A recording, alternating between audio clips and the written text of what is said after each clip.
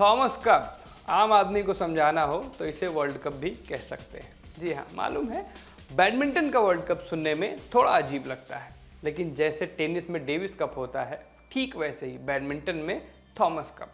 और Thomas cup इतना कठिन है कि इसे आज तक सिर्फ 6 देश ही जीत पाए हैं, और इसे जीतने वाला छठा देश वही है जिसे हम सब अपना घर कहते हैं। जी हाँ, भारत अब उन चुनिंदा देशों में शामिल हो गया है जिन्होंने बैडमिंटन की इस प्रतिष्ठित प्रतियोगिता को अपने नाम किया है। टूर्नामेंट शुरू होने से पहले किसी को उम्मीद नहीं थी कि भारतीय टीम इतना आगे जाएगी। कट्टर बैडमिंटन फैन जो इस खेल को ही पहनते उड़ते हैं, उन्होंने भी बस एक मेडल की आस लगाई थी, लेकिन टूर्नामेंट जैसे जैसे आगे बढ़ा लोगों की उम्मीदें बढ़ती गई। ग्रुप स्टेज खत्म कर जब भारतीय टीम ने क्वार्टर फाइनल जीता और सेमीफाइनल में पहुंची, तभी इतिहास की किताबों में एक नया पन्ना जुड़ गया। और इस पूरे टूर्नामेंट में भारत के गौतम गंभीर रहे, एच.एस. प्रणॉय इस जीत के हीरो रहे। प्रणॉय ने 2-2 से बराबर हुई टाई के बाद पांचवा मैच 21-13, 21-8 से अपने नाम किया, और इसके साथ ही भारतीय टीम ने एक मेडल पक्का कर लिया। लोग इतने में खुश थे, लेकिन जिन्हें पूरा आसमान चाहिए होता है वो इतनी सी सफलता पर नहीं इतराते। अब भारत के सामने थी डेनमार्क की टीम, वही डेनमार्क जहां से मौजूदा बैडमिंटन के गोट विक्टर एक्सेल्सन आते हैं। एक्सेल्सन की टीम के आगे भारत की उतनी ही बिसात थी जितनी गब्बर के आगे जय वीरू की, लेकिन फिल्म की तरह यहाँ भी जय वीरू ही भारी पड़े, और भारी भी इस तरह कि दुनिया सलाम कर बैठी। मामला फिर 2-2 से बराबर था। जिताने का जिम्मा एक बार फिर प्रणॉय पर था, और तभी उनके मैच के दौरान लगा कि इस बार प्रणॉय टूट जाएंगे, लेकिन ऐसा हुआ नहीं। शायद हमारे डीएनए में ही ये फाइटिंग स्पिरिट लिखी है, तभी तो बिना किसी खास सुविधा के भी हम पूरी दुनिया में झंडे गाड़े जा रहे हैं। और यहाँ भी ऐसा ही हुआ। बीच मैच प्रणॉय अपने टखने के साथ नेट पर गिरे, डॉक्टर्स आए, उनका इलाज किया, लेकिन दर्द इतनी जल्दी तो नहीं जाता। यहाँ भी नहीं गया। अब समस्या ये कि दर्द के जाने का इंतजार करें तो इतिहास न रचा जाए, और इतिहास रचने जाएं तो दर्द न सहा जाए। अंत में इस कश्मकश में जीत इतिहास रचने की उत्कंठा की हुई। प्रणॉय दर्द में ही उठ खड़े हुए और अपना सब कुछ झोंक दिया उस भविष्य की उम्मीद में जिसका स्वप्न हम बीते 73 साल से देख रहे थे। प्रणॉय ने मैच जीता और भारत फाइनल में, वो फाइनल जहां तक हम आज से पहले कभी नहीं पहुंचे थे। दुनिया का नंबर 23 खिलाड़ी भारत के लिए आज सबसे महत्वपूर्ण बन गया था, और इस पूरे सफर में कहीं ना कहीं प्रणॉय की रैंकिंग बेहद अहम थी। दरअसल इस टूर्नामेंट में रैंकिंग के हिसाब से मैच तय होते हैं, और अपनी रैंकिंग के चलते ही प्रणॉय को तीसरा सिंगल्स मुकाबला मिला था। यानी उन्हें हर बार पता था कि टीम इंडिया को आगे ले जाने के लिए ड्राइविंग सीट पर वह अकेले हैं, और प्रणॉय ने ऐसी परिस्थिति में हर बार अपना बेस्ट दिया, एकदम 2011 के गौतम गंभीर की तरह, और भारत को जीत दिलाई। लेकिन अब फाइनल में टीम इंडिया के सामने था इंडोनेशिया, वो देश जिसे आप आंख बंद कर थॉमस कप का ऑस्ट्रेलिया या ब्राज़ील कह सकते हैं। इस टीम ने सबसे ज़्यादा 14 बार थॉमस कप जीता था, और इसके सामने पिद्दी से हम जो पहली बार इस फाइनल में पहुंचे थे। और इस फाइनल तक के सफर में हमें सबसे ज़्यादा निराश किया था अपने ही कप्तान लक्ष्य सेन ने।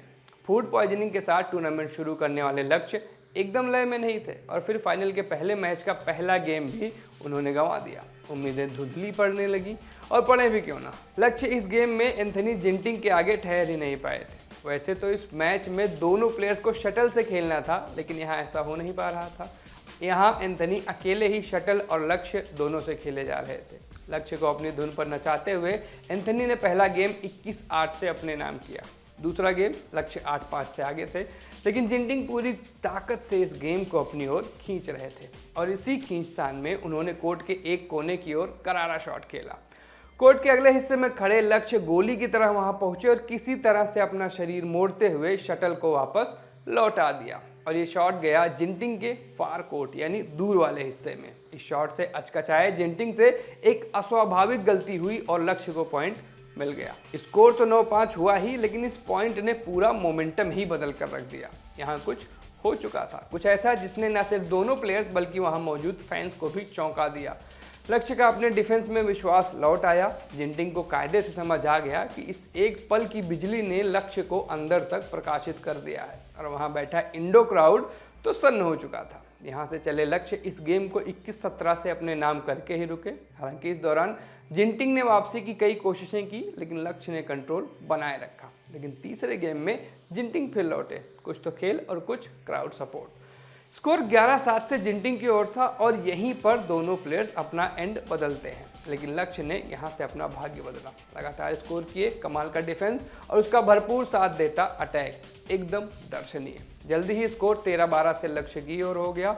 अब जिंटिंग नर्वस थे, नेट के पास हो या नेट के दूर, जिंटिंग हर ओर पिछड़ रहे थे। और फिर जब लक्ष्य ने एक रिवर्स बैक हैंड स्मैश के जरिए स्कोर 18-14 किया तो इस शॉट को देखने वाले समझ चुके थे कि अब अल्मोड़ा का ये लड़का रुकेगा नहीं, और ये बात सही भी साबित हुई। लक्ष्य ने जल्दी ही गेम 21-16 से अपने नाम कर लिया। इंडिया ने इस फाइनल में 1-0 की लीड ले ली और फिर अगले मैच में सात्विक साईराज रैंकीरेड्डी और चिराग शेट्टी की जोड़ी ने भी लक्ष्य का कारनामा दोहरा दिया। पहला गेम हारने के बाद उन्होंने अगले 2 गेम जीतते हुए फाइनल का स्कोर 2-0 किया और फिर इस टूर्नामेंट में भारत के युवराज सिंह, अपने सारे मैच जीतने वाले किदाम्बी श्रीकांत ने जॉनथन क्रिस्टी को कोई मौका न देते हुए सीधे गेम्स में मैच अपने नाम किया। इसके साथ ही भारतीय टीम फाइनल 3-0 से जीतते हुए थॉमस कप में पहली बार गोल्ड मेडल जीत गई।